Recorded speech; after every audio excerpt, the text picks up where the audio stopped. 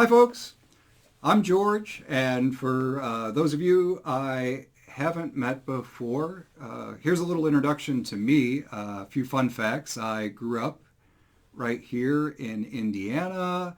I am a professor of communication over at Marian.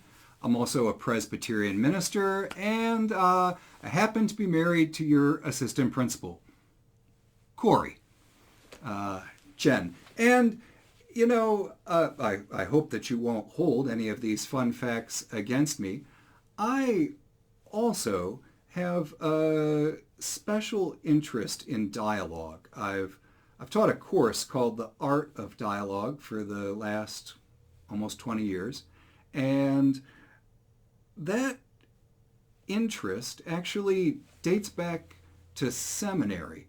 The Presbyterian Church, as you may know, engaged in a deeply divisive culture war over the treatment of its LGBTQ members. And I'm a longtime advocate for a fully open and affirming church.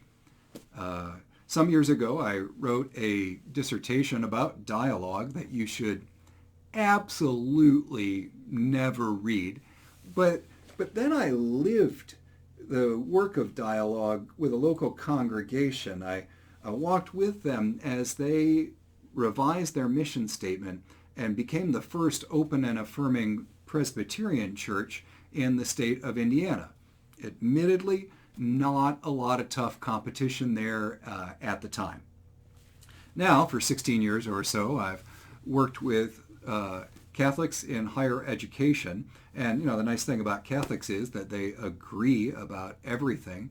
Not at all. They are as deeply divided as the rest of the country about not only sexual ethics, but a lot of issues. And at the same time, I experience this real, genuine desire for dialogue.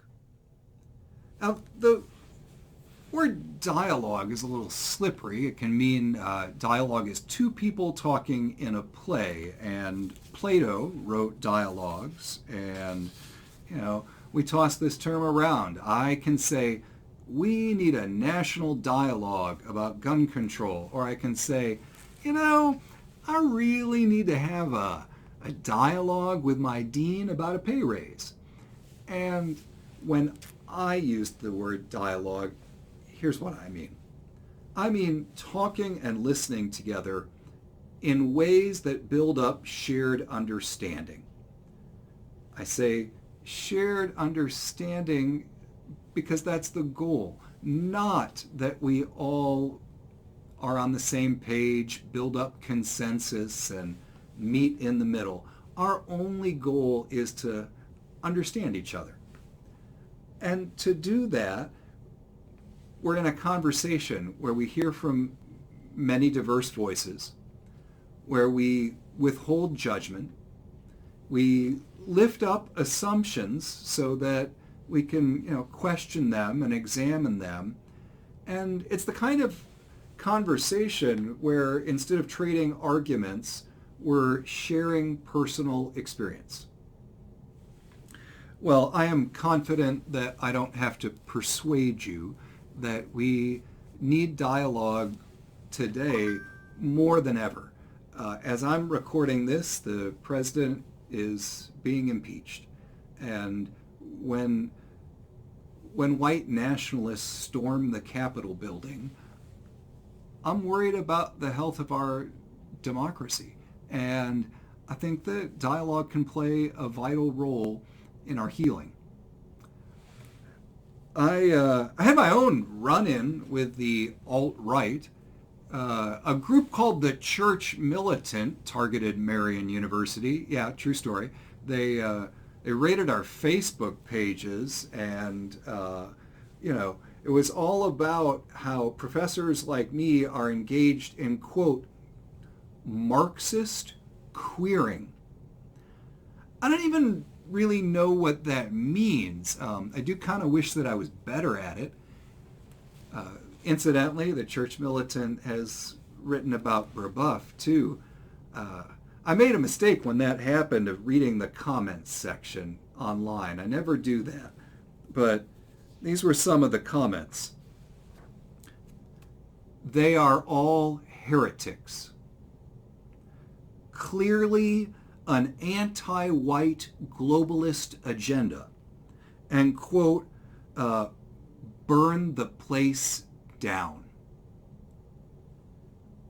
I remember one of my students, he had my dialogue class and tried to engage in the conversation online. It did not go well. We need dialogue. The conversation that followed at our university was really important, but some people did not feel totally safe, and some people felt silenced.